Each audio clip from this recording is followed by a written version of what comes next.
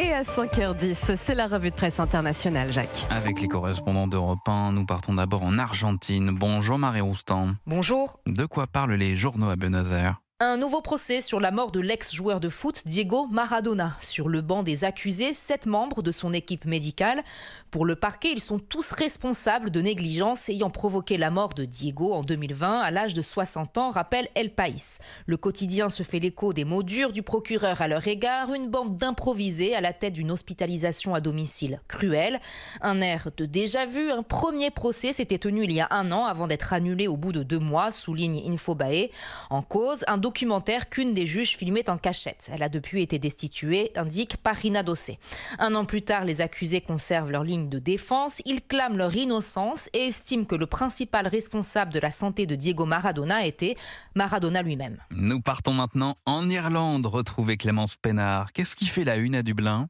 Eh bien, le demi-milliard d'euros que le gouvernement a finalement débloqué, rapporte The Irish Times, pour tenter d'apaiser la colère suscitée par la flambée des prix à la pompe sur fond de tension au Moyen-Orient. 250 millions avaient déjà été annoncés 3 semaines plus tôt. Acculée, la coalition centriste a donc dégainé 500 millions d'euros supplémentaires au menu, détaille la RT, 10 centimes de moins par litre d'essence et de diesel jusqu'à fin juillet, et le report de la hausse de la taxe carbone à octobre. Une réponse jugée insuffisante par certains manifestants.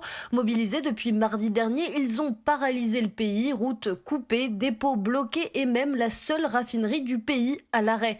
Reste à savoir si ces concessions suffiront à désamorcer la crise. Pour The Independent, le mouvement rappelle les débuts des Gilets jaunes en France. Et enfin, direction l'Égypte. Bonjour Noura Abdelbasset. Bonjour. De quoi parlent les journaux au Caire ? Du nouveau décret qui encadre l'emploi des mineurs. 6 heures maximum par jour, interdiction la nuit et bannissement des métiers dangereux, rapporte El Monsilium. L'objectif, sortir de l'informel une réalité aux 2 visages. Il y a l'héritage, ces ateliers où l'on transmet un métier de père en fils, mais surtout l'urgence sociale pour des millions de familles face à la pauvreté. Pour s'assurer du respect de ces règles, El Watan précise que l'État muscle ses contrôles. Chaque enfant devra désormais posséder une carte de santé, être déclaré à l'assurance sociale et la mise en place de contrôles réguliers. Dans les colonnes d'El Chourou, le ton reste pourtant méfiant. Le quotidien se demande si réguler suffit, car faute de pouvoir éradiquer la misère, l'Égypte choisit d'encadrer la survie au risque de voir l'école passer définitivement au second plan. Merci à tous nos correspondants. C'était votre revue de presse internationale sur Europe 1. Il est 5h13 à suivre dans quelques minutes.